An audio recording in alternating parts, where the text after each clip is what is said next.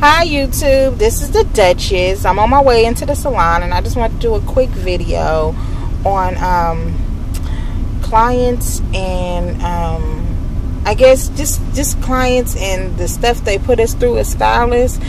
This is one of my rant videos. I have an issue with clients not showing up as well as everyone else. No-show clients, like you didn't have the decency to call, to let me know, to reschedule or anything like that. That's an issue for me as well as it is for every stylist.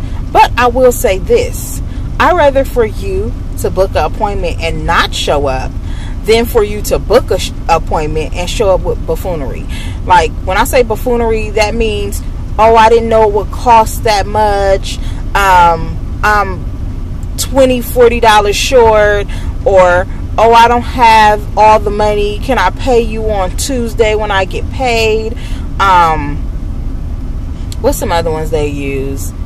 Oh, I can't afford that, I thought you were gonna do this. Or this is my favorite, I love this one, I'm not really happy with my service. I just feel like you did a great job, but I just feel like I paid too much. Let me just get to the gist of this video.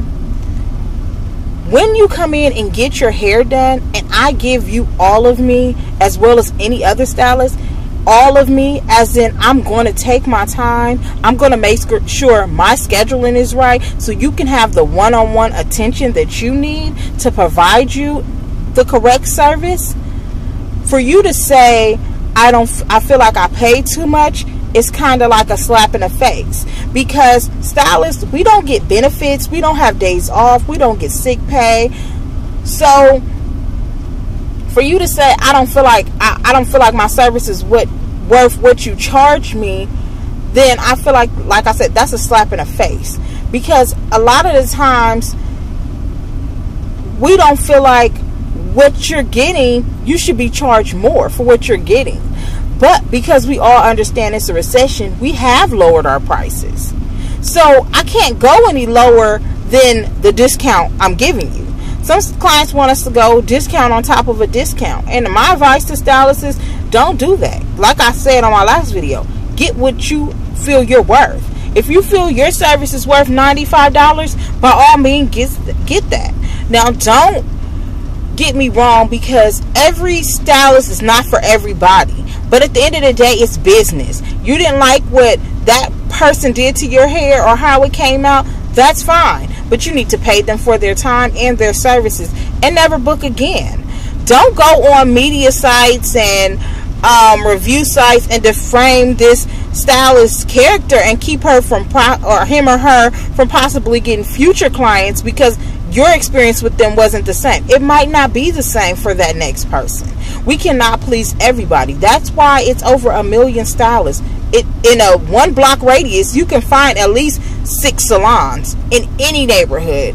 And I'm talking about from the hood to suburbs. So I just wanted to kind of touch bases, and I know a lot of stylists have felt this way with the buffoonery that goes on, with the discounts clients want.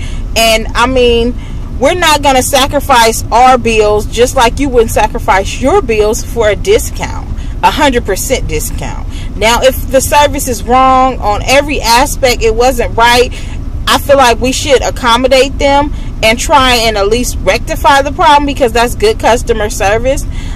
If a client has a problem with a service I have done, I usually will go back and fix the problem. Now, after I fix the problem and it's still a problem for them, then I know that it's not going to work with me and that client. And that's okay. I'm okay with that, because I can't give you what you want.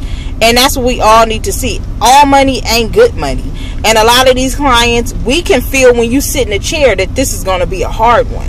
Now, sometimes you might feel like it's a hard one because that's how a client may come off, but at the end, they like it and you've done your job and they become one of your best clients. I'm not talking about those people. I'm talking about the people who get in your chair and tell you how to braid their hair for a weave.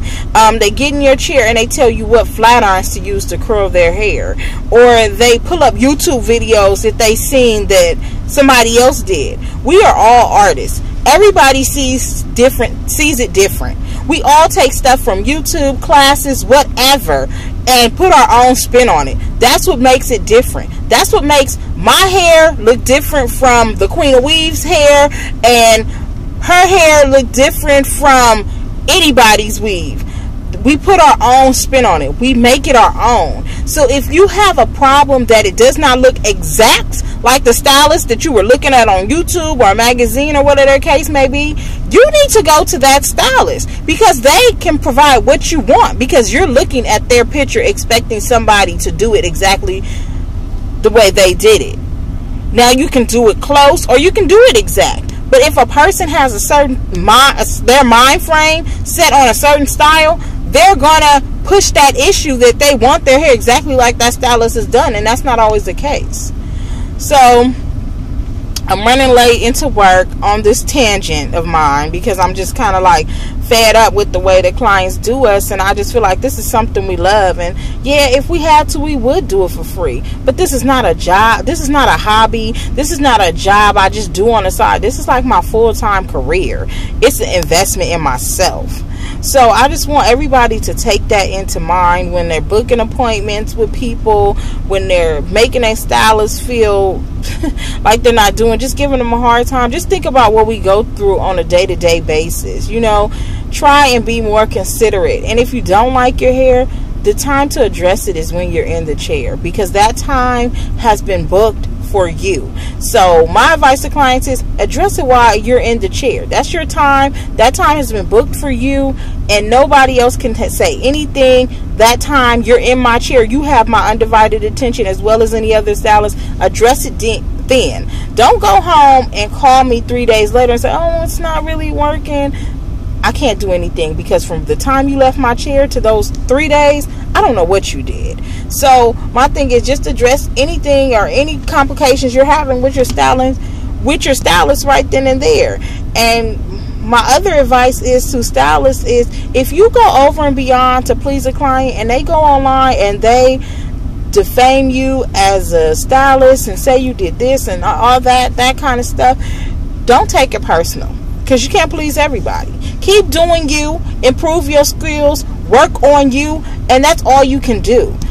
Sometimes, like I said, your styling is not for everybody, but there's a clientele for everyone. That's why so many of us, that's why our industry booms through a recession. So that's my advice to my stylist. This is the Duchess signing over and out. I'm almost late to work. I'll see you guys later. Bye, YouTube.